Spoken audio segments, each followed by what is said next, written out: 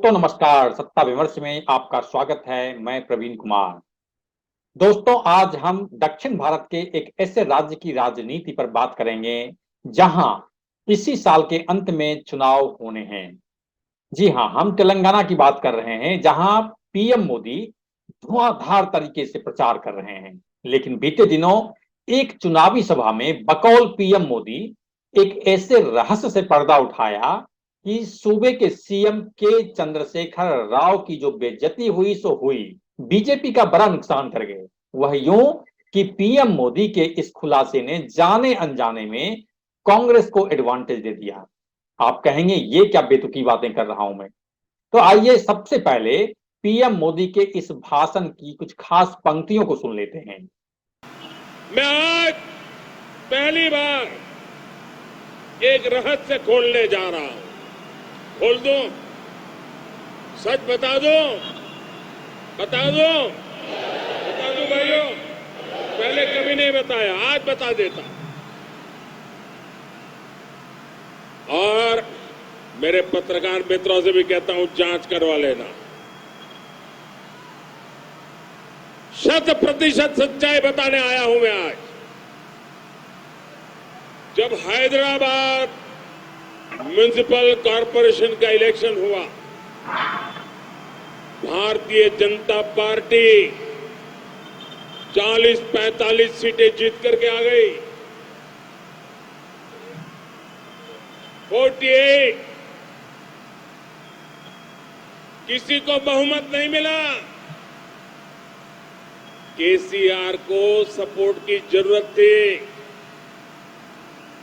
और आपने देखा होगा, हैदराबाद कॉरपोरेशन के चुनाव के पहले वो एयरपोर्ट पे पूरी फौज लेकर के मेरा स्वागत करने के लिए आते थे। बढ़िया बढ़िया माला पहनाते थे, बहुत सम्मान करते थे। याद है ना? फिर क्या हुआ भाई? अचानक बंद हो गए। अचानक इतना गुस्सा क्यों निकल रहा है? इसका कारण यह है कि हैदराबाद के चुनाव के बाद, ये भी तारीख चेक कर ले मीडिया वाले, वो दिल्ली मुझे मिलने आए, बहुत बढ़िया मुझे शाल उड़ाई, बहुत मुझे आदर किया और इतना प्यार दिखाया, इतना प्यार दिखाया, ये केसीआर के कैरेक्टर में ही नहीं है। और फिर मुझे कहने लगे कि आपके नेतृत्व में देश प्रगति कर रहा है, हम भी एनडीए का हिस्सा बनना चाहते हैं, आप हमें एनडीए में शामिल कर दीजिए। मैंने कहा आगे क्या? बोले हैदराबाद में म्युनिसिपल कॉरपोरेशन में हमारी मदद कर दीजिए। फिर एक बार दोबारा आए, वो मुझे कह रहे हैं कि मोदी जी मैंने बहुत काम कर लिया, अब मैं सारा कारोबार केटीआर को दे देना चाहता हूं। मैं एक बार केटीआर को भेजूंगा, आप जरा उसको आशीर्वाद दे देना। ये उन्होंने मुझे कहा। मैंने कहा केसीआर, ये लोकतंत्र है, तुम कौन होते हो बेटे को राजगादी दे? तुम राजा महाराजा हो क्या? क्या तुम राजा महाराजा हो क्या? अरे तेलंगाना की जनता तय करेगी किसको बिठाना है, किसको नहीं बिठाना है। बस वो दिन आखिरी था। उसके बाद एक बार भी वो मेरे से आंखें नहीं मिला पा रहे। दरअसल कांग्रेस नेता राहुल गांधी अपनी भारत जोड़ो यात्रा के वक्त से ही केसीआर की टीआरएस, जो अब बीआरएस बन गई है, को बीजेपी की बी टीम बताते आ रहे हैं। तेलंगाना में केसीआर की पार्टी इस वक्त सबसे बड़ी पार्टी है और उसका मुख्य मुकाबला कांग्रेस से ही है। बीजेपी और ओवैसी की पार्टी तीसरे स्थान के लिए लड़ती है।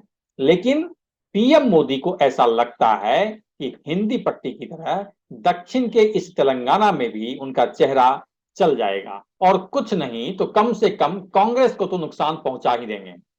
इसमें कोई शक नहीं कि केसीआर, बीजेपी और ओवैसी के बीच अगर कोई इंटरनल समझौता हो रखा है, जैसा कि राहुल गांधी बार बार कह रहे हैं, तो कांग्रेस को नुकसान तो हो जाएगा।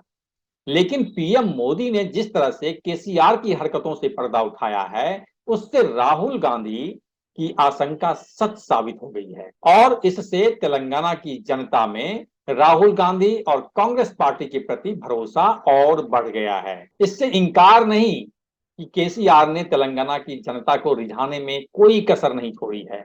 जिस तरीके से राजस्थान में गहलोत, छत्तीसगढ़ में बघेल और मध्य प्रदेश में मामा शिवराज ने चुनाव जीतने के लिए जनता के बीच पानी की तरह पैसा बहाया है, उसी तरह से केसीआर ने भी खेल कम नहीं किया है।